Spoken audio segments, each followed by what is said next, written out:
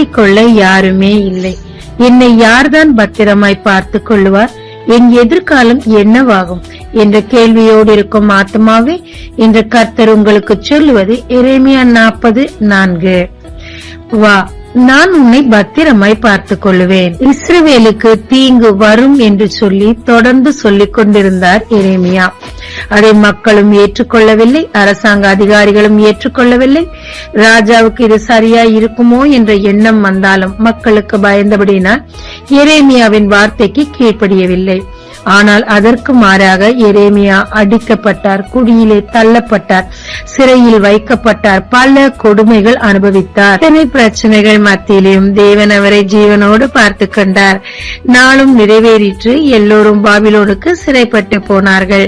ஆனால் காவற் சேனாதிபதியாகிய நெபுசரதான் அவர் கண்களில் எரேமியாவுக்கு தயவு கிடைத்தது.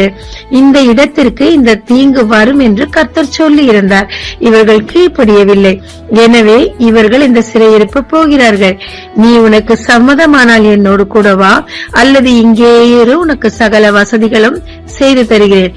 நான் உன்னை பத்திரமாய் பார்த்துக் கொள்கிறேன் என்றார். மோசே குழந்தையாய் இருந்த போது சிறு குழந்தைக்கு தன்னைத்தானே தற்காத்துக் கொள்ள தெரியாது. தாயும் தகப்பனும் கைவிட்டனர் நிர்பந்தத்தினால். யார் உதவுவார்? அந்த குழந்தை என்ன ஏக்கம் ஏங்கி இருக்கும்? யார் என்னை இந்த தண்ணீரிலிருந்து எடுப்பார் என்று சொல்லி.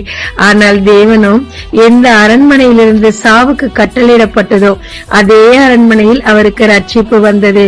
ஆம், ராஜ மாளிகையில் அருமையாய் வளர்ந்து அவர் மூலம் தேவ திட்டமும் நிறைவேறிற்று. தேவ திட்டம் உங்களில் இருக்கும் போது, கர்த்தருக்கு கீழ்ப்படிந்து அவர் சொல்படி நாம் நடந்து கொள்ளும் போது எந்த தீங்கும் நம்மை அணுகாதபடி தேவன் பார்த்து கொள்ளுவாருங்க.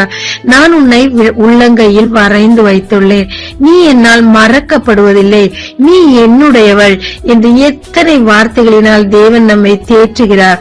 அந்த தேவன் தாமே உங்களுடைய இந்த பிரச்சனைகள் மத்தியிலும், உங்களுடைய எல்லா விதமான நெருக்கங்கள் மத்தியிலும் பத்திரமாய் பார்த்துக் கொள்வார். அவரை நம்பி உங்க வாழ்க்கை அவரிடத்தில் ஒப்புக் கொடுங்க. தேவன் உங்களை பாதுகாத்து உயர்த்துவார். ஜெபிக்கலாமாங்க. மனுஷங்க நான் உன்னை நல்லா பாத்துக்குவேன்னு சொல்லுவாங்க, ஆனா கைவிட்டுருவாங்க ஆண்டவரே.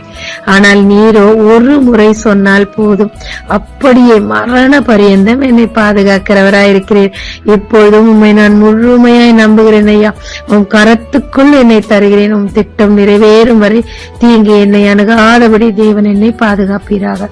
இயேசு மூலம் பிதாவே, ஆமென். இயேசு கிறிஸ்துவின் நாமத்தில் இந்த நாளில் உங்களை ஆசீர்வதிக்கும் ஜீசஸ் விஷன்.